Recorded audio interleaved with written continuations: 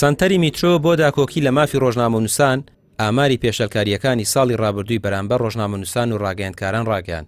بەپێی ئامارەکە کە لە کۆنگرەیەکی ڕۆژنامانیدا ڕاگەیاندرا لە ساڵی ڕابردوو 182 پێشەلکاری بەرامبەر 176 ڕۆژنامەنووس و دەستگا ئەنجام درراوە کە لە نێوانیاندا کەناڵی پێام مستافەکەشی هەیە. لە ساڵی 2024دا 182 پێشەلکاری بەرامبەر بە 176 ڕۆژنامەنووس و دامەزراوەی میدیایی تۆمار کراوە. بەم شێوەی لای خوارەوە کوشتنی ڕۆژنامەنووسان بە درۆن 3 حاڵەت، دەست بەسەرکردنی بەبێ بڕیاری دادگا 24 حاڵەت، زەوتکردنی کەلوپەری ڕۆژنامەنووسی 17 حاڵەت، هێرش و لێدان و هەڕەشە 27 حاڵەت، ڕێگریکردن 103 حاڵەت، هێرشی ئەلکترۆنی 6 حاڵەت، شکاندنی کەلوپەری ڕۆژنامەنووسی 2 حاڵەت. لە ساڵی 2023دا 231 پێشەلکاری تۆمار کراوە.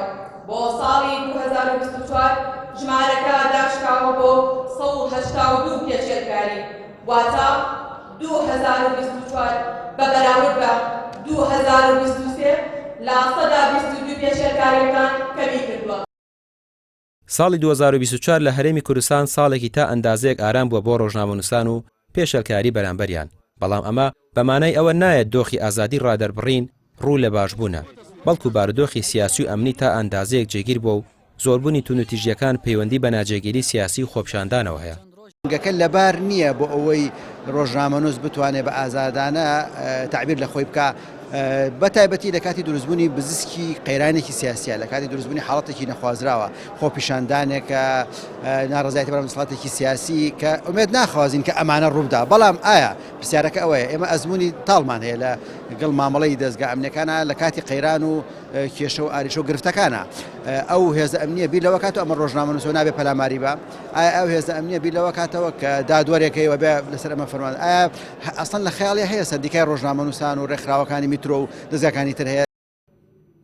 جگە لە جیاوازیکردن لە نێوان ڕۆژنامەنووسان و دامەزراوەکان لە پێدانی زانیاری کە ئێستا زۆرترین سەرنجی لەسرە، ڕۆژنامەنووسان دەبێت بەپێی یاسای ژمارە 35 ساڵی 2007 مامەڵەیان لەگەڵدا بکرێت، بەڵام زۆرجار لەگەڵیاندا پێشێلی ئەم یاسایە دەکرێت.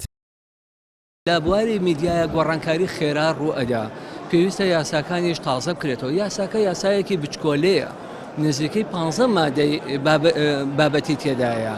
ئێمە پێویستیمان بە وردکردنەوەی ئەو مادانە هەیە. لە هەندێک شوێنی دیکە بەڕێگەی لەوایحی سلوک دام و دەستگای دیکەی هەیە، وەکو ئەنجومەنی باڵای ڕۆژنامەگەری دێ لەوایحی سلوکمان بۆ دەرەکات. ئێمە ئەوەشمان نییە، ئەوەی کە هەمانە ئەو یاسایە، بۆ یاسایەکە من پێم وایە بۆ کاتی خۆی گرنگ بووە و توانوێتی ڕەوشی ئازادی ڕۆژنامەنووسی بە ئاراستەیەکی باش بیباتە پێشەوە.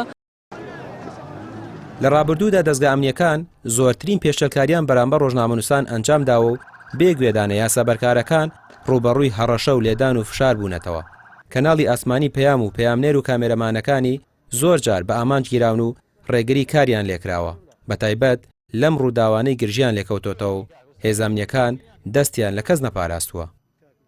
ڕامیار عوسمان، کەناڵی پەیام، سلێمانی.